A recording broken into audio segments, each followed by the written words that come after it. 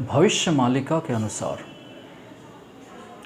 महाविनाश के बाद इस पृथ्वी पर केवल 64 करोड़ लोग ही बचेंगे, जिसका आगमन सतयुग में होगा।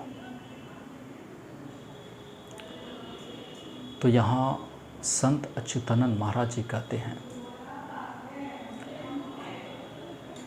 जिस भक्त को अनन्य प्रेम की प्राप्ति हो चुकी है, जिस भक्त को परमात्मा की अनन्य प्रेम की प्राप्ति हो चुकी है,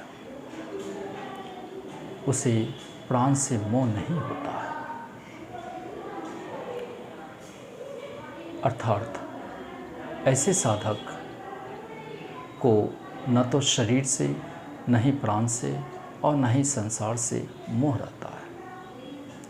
ऐसे साधक अपने आप को साध लेते हैं। तो यहाँ परमात्मा कहते हैं कि जैसे जैसे साधक परमात्मा के अनन्य प्रेम में खो जाता है, खोने लगता है, वैसे वैसे उसके अंदर दैविक संपत्ति का उदय होने लगता है और आसुरी शक्तियों का अंत होने लगता है, उसका लोप होने लगता है।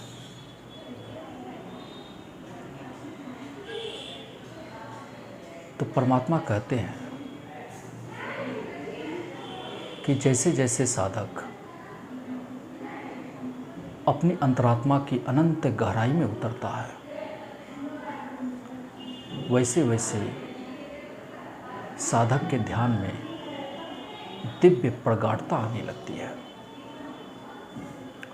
और जैसे जैसे ध्यान की प्रगाढ़ता बढ़ने लगती है, वैसे वैसे सूरज की भांति ही एक ऐसी बिंदु दीप्तिमान होती है जो अनंत और अखंड दिव्यता और प्रकाश से भरा हुआ है, जो अनंत और अखंड ओज और तेज से भरा हुआ है, जो अनंत और अखंड रश्मियाँ और ज्योतिष्णा से भरा हुआ है, जो अनंत और अखंड विलक्षणताओं और विभूतियों से भरा हुआ है। ऐसी बिंदु सूर्य की भांति ही दीप्तिमान नजर आती है।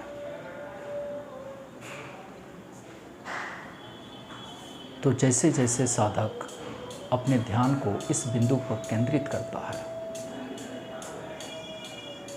वैसे वैसे साधक के ध्यान में एक दिव्य प्रगाढ़ता आने लगती है और साधक इस बिंदु में धीरे धीरे अपने आप को विलय करने लगता है। जैसे जैसे इस बिंदु का एक्सपेंशन होता है, इनलार्जमेंट होता है, एक्सटेंशन होता है, वैसे वैसे साधक की आध्यात्मिक चेतना का विकास होता है। साधक धीरे धीरे एक सुपर कॉन्शियसनेस को, एक डिवाइन कॉन्शियसनेस को प्राप्त कर लेता है। और फिर साधक जैसे इस बिंदु में अपने आप को विलय कर लेता है, वैसे ही इसे इनलाइटमेंट की प्राप्ति हो जाती है। तो परमात्मा कहते हैं कि साधक जैसे जैसे अपनी अंतरात्मा की अनंत गहराई में उतरता है, वैसे वैसे दिव्य ज्ञान की अमृत झरने की तरह अंतःकरण में टपकने लगती है। और जैसे ही यह डिवाइन ऑर्गेज्म को टच करता है, वैसे वैसे साधक के अंदर एक दिव्य आनंद की उदय होती है।